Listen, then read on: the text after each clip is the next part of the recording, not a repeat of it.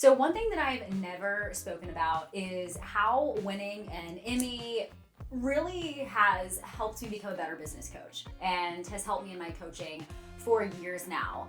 And maybe you've heard me talk about it, maybe you've, wondered what that entailed. And so I'm going to dive into that today and go into really the skill set that it required to get that most prestigious award in broadcast television, and then also really tell you how that has made me the coach that I am today. And so I want you guys to laugh at this a little bit because I actually have not put my Emmy anywhere because I moved and I just don't know where to put it.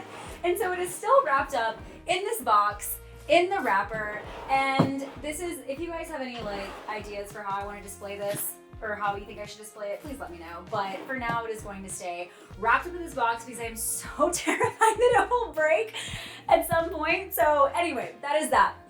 So if you're, if you've missed the whole background ever, briefly, I was in TV news. I was investigative reporter for a very long time. And, I spent 10 years in television, and it was always my goal and my dream to win this Emmy. And I think that the sweet victory, because if you've been around for a bit, you know that I was laid off, you know that it wasn't intentional, you know that it was really not the best situation. And I will never forget the day that a year after I'd been laid off, my producer called me and said, "Taylor, you're up for an Emmy. Do you want to enter?" I said, "Hell yeah, I want to enter. Hell yeah, I want to enter." That was the one thing that I just felt like I left on the table as a journalist, and I didn't think that I would win, and I ended up winning. And so the story that I did, I won't go into detail because if you want to know, you can DM me and I'll send you the link. But basically, there was a really big story in my area, and it was very far away, and I was the only reporter that was crazy enough to always go out into this area of Ohio and wanted to do that story. And so I remember just making this story. It was such a big deal at the time and was really impacting upwards of 50,000, 100,000 people, and it was picked up nationally. And I thought this story that I kept doing over and over again was so big that it should really be a 30-minute special. And so I pitched that idea to my station, and they loved the idea and they did it. And so anyway, the special won an Emmy, my story won an Emmy. It was really cool. So anyway, that's that. So when I think about TV news, there are certain tactics, certain skills that I learned very early on, right? And the first thing that I want to dive into was the getting really good at social media, okay? Now, I wasn't necessarily using Instagram at the time, but when you are out reporting, okay, you are kind of a one-man band, and I was for a while when I was first reporting. The first 8 years of my career, okay, 8 out of 10, the first 8 years of my career were spent me multitasking. So I was having to go live on Facebook, and I was having to interview people myself. I was my own cameraman. I was my own photographer. I was, if you ever see reporters going live, maybe there's a photographer, but in my case, I was my own photographer. So there was actually a earpiece that connected to a backpack that connected to my camera that would send a signal to my station with my face on it. And so I would wait for my producer to tell me to go live, and that's what I did. And so, I'm constantly multitasking, and you're not doing one story a day, you're doing up to 3 stories a day. And you get those assignments at the beginning of the day. And so I learned very quickly how to time manage, right? Which we'll go into that in a second. But just picture this, on any given day, you don't know what you're going to be assigned, okay? You walk into the assignment meeting and you are expected to have 3 story ideas, okay? And when you give a story idea, it cannot be something that a TV station has done. It cannot be something that a newspaper has done. And you have to have interviews ready to go and set up, right? And this is, mind you, I was waking up at 4 a.m., teaching 5 a.m. cycling classes, lifting, competing in bodybuilding and powerlifting, and then coming home, having a few minutes, right, before I had to get ready and go to work by 9:30. And I worked from 9:30 to 7:30. And sometimes your stories would get shot down. But either way, I'm having to do all this multitasking before the day even starts. And then once you get to the station, you get your story assignment, then you're, dividing and conquering the rest of the day, right? Scheduling interviews and scheduling, shoot times. And then, you might be live at 4 and 5 and 6 and maybe different locations from time to time. So every single second counts, right? And so your news director and station expects you to constantly live tweet and live update and update the entire day. And so that, Twitter was the primary tool for me. And Facebook was the primary tool for me. So I was very good at, doing an interview, cutting some sound bites, throwing them on Facebook, throwing them on Twitter, updating people throughout the day, and tons of multitasking, right? Because I had to have the latest information to beat our competitors. It's a cutthroat environment, right? And that cutthroat environment really prepared me for the same thing as the online coaching space, right? It is a cutthroat environment. And that's kind of the beginning, right? So in terms of time management and all of that, that's a whole nother asset, right? Because whenever you're running an online business, you have to be prepared to get really good, really fast at skills that you may not know. Okay? Maybe that is on camera. Maybe that is writing. Maybe that is, a combination of selling your skill sets as well as posting consistently, as well as showing up. There's so many things when it comes to both the sides of time management as well as being able to multitask.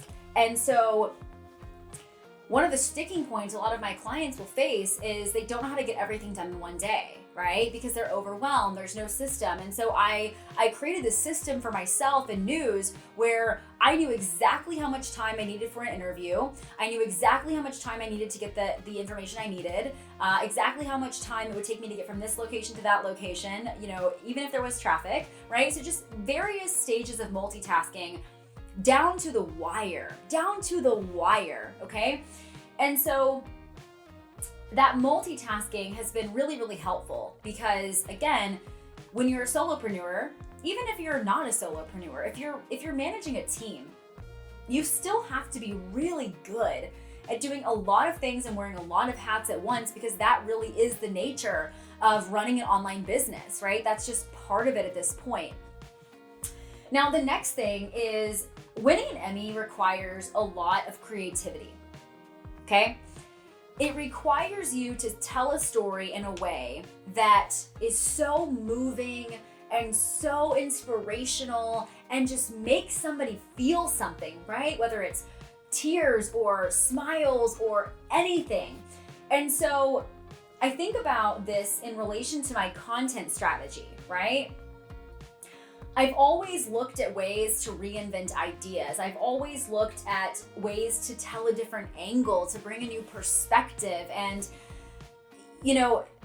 I think about the content that I've created over the last few years that have created more than $2.5 million in sales for my business. And it took creativity, which is the same creativity that I used to get this Emmy, right?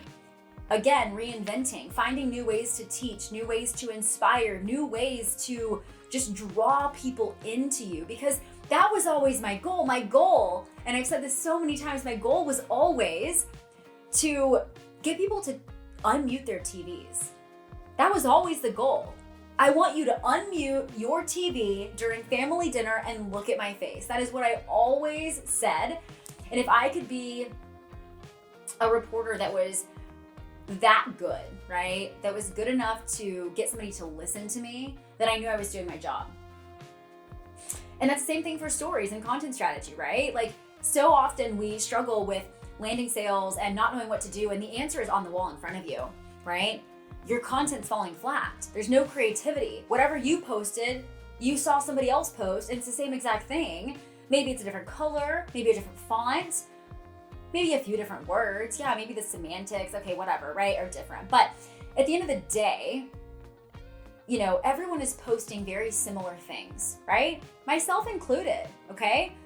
There are certain things I talk about that many people talk about. Niching, DM strategy, scaling a business, right? But why would you choose one person over another? Why choose me over them? Why choose you over them, right? And that's the question you have to ask yourself. Having creativity, finding ways to just tell a story that somebody hasn't heard before, right?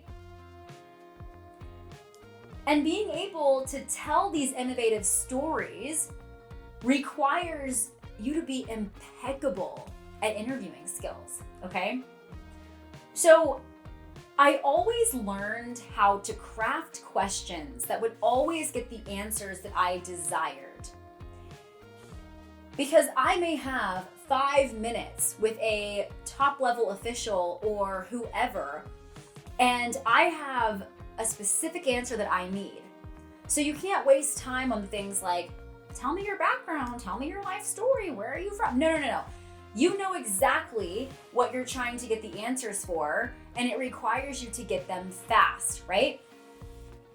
And so with that being said, and keep in mind, I was doing investigations. These are very tense subject matters, okay? These aren't fluffy, happy-go-lucky stories. I'm talking to people about embezzlement and sex trafficking and Lord knows what else I'm talking about, but I'm uncovering some hard shit and I'm really putting people on blast. And if I do not get the exact answers I need, not to mention, half the time these are people that do not want to get a phone call from me, right? Because if you're known as the investigative reporter, okay, and you get a phone call from me, my call gets blocked, my call gets dodged, my voicemails don't get answered.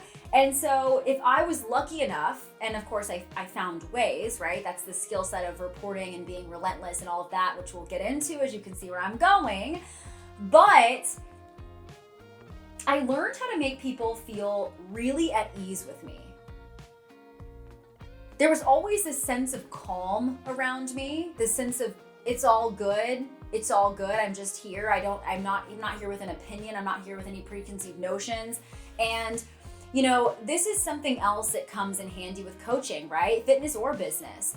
People come to me from all walks of life, all backgrounds, all kinds of baggage, emotional, business, fitness, whatever. And to really open up and find a coach and have that amazing relationship with them, it does require you to be very humble and to be very vulnerable and to be very empathetic or sympathetic depending on the situation.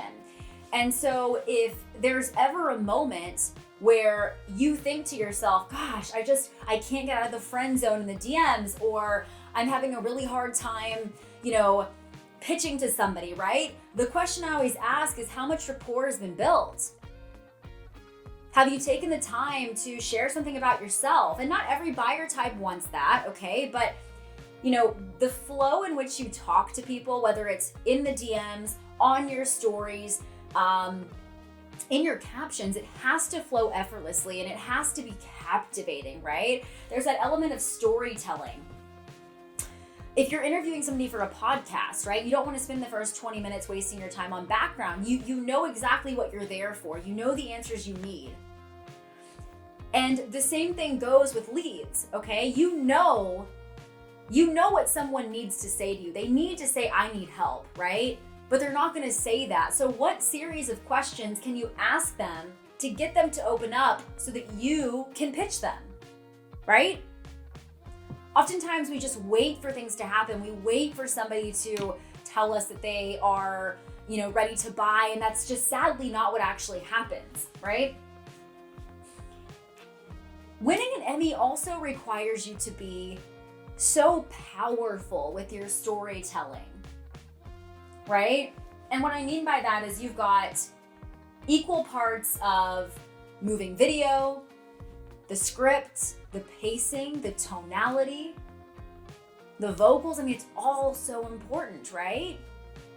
The pacing in which you speak to somebody, the pauses, everything is intentional.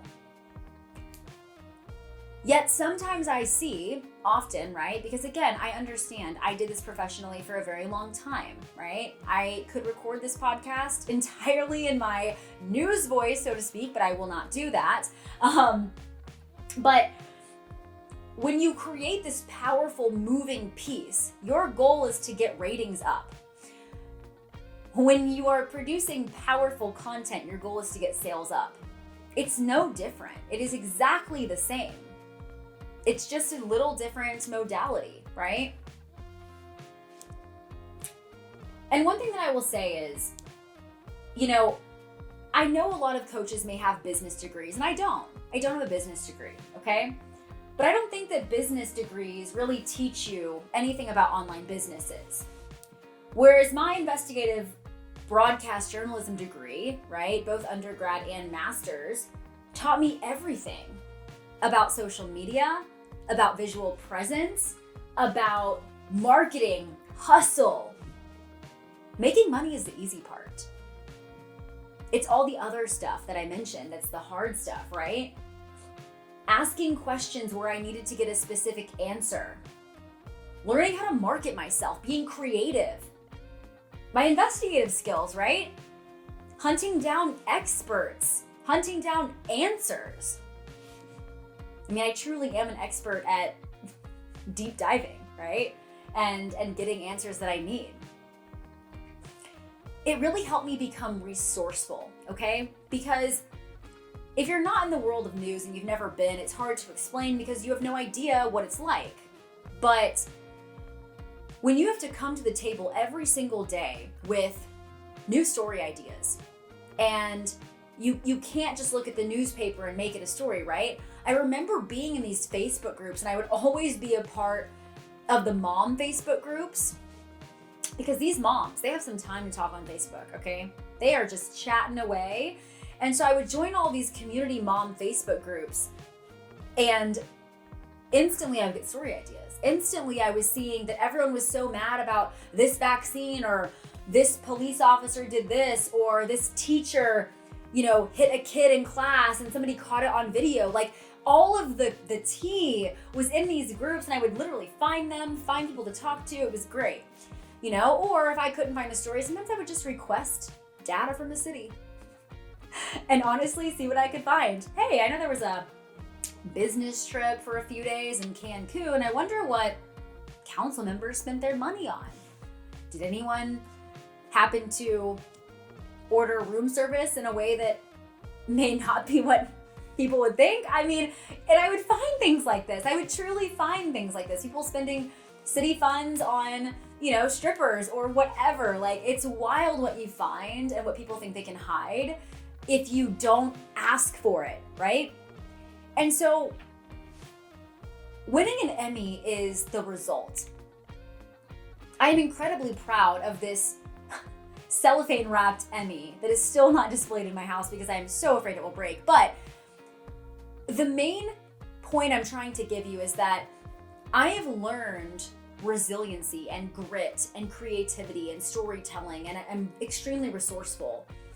And my clients, they get that skill set passed along to them. One thing I didn't even mention, I don't think I need to, is obviously the writing skills, right? Like, your content's going to be next level. But all of those skills really helped me. And you may find that there's things that you've done in your past life and your other jobs that have also helped you become the coach that you are today. But I can tell you right now that winning an Emmy is single-handedly the best validation that I could get now as a business coach, knowing everything that I do on social media that I never thought would be the same, right? Because it's not just, oh, she was on TV, so she's good on camera, or oh, she was on TV, so she's good at writing. I mean, it's so much more than that because I had such a high-paced job. And tying this back to business, one thing that I want to reiterate is online business is fast-paced. And if you do not keep up with the pace, you will be left behind. There isn't an easy way to say that. Things are constantly changing.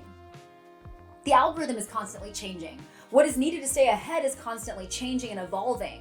And if you are still struggling with posting once a day or, sending a few DMs, you're going to get left behind. And that's not meant to scare you. It's meant to give you some reality, right?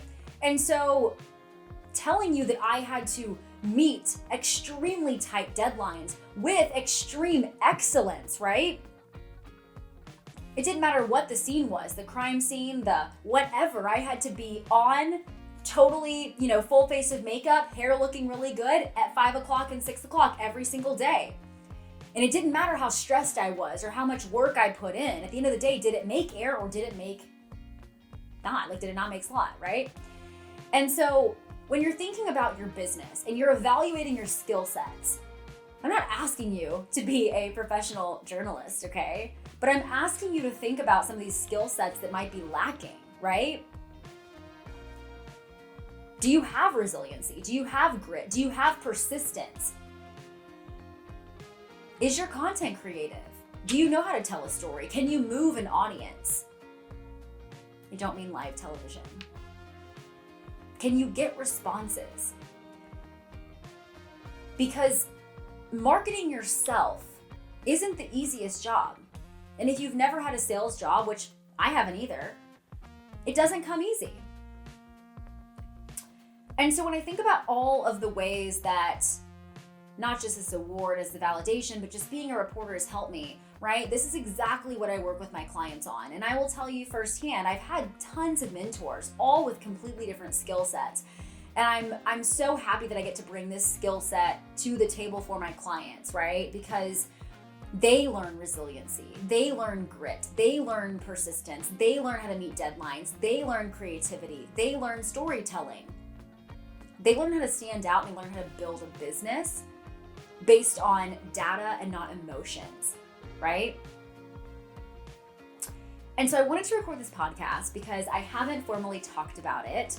And I hope this is helpful because at the end of the day, yes, I made this a little bit about me for sure and my experience, but so many coaches spend time talking about their business degrees. And while I have no idea what that always entails, anyone that I know that has received a business degree has not really gained any knowledge on online business or the online space. Or most of them that I know didn't actually build a business in the end, right? And so my challenge to you, what I'll leave you with, is think about your background. Is there a skill set that you learned that you haven't really used in your business? Is there something that your mentor has that you haven't asked them about? How can you level up one of these skill sets that I mentioned? Whether it's from you, whether it's a mentor, there is a way to get clarity, structure, strategy, and support. And it doesn't mean that you needed to win an Emmy. So I'll leave you with that. If you have any questions and if you want to see some news bloopers, because you guys know I have tons of those, please send me a DM. It'll make your day, I promise. I've got tons of goofy videos. But as always, my DMs are always open. So let me know if you need anything and I will see y'all next time.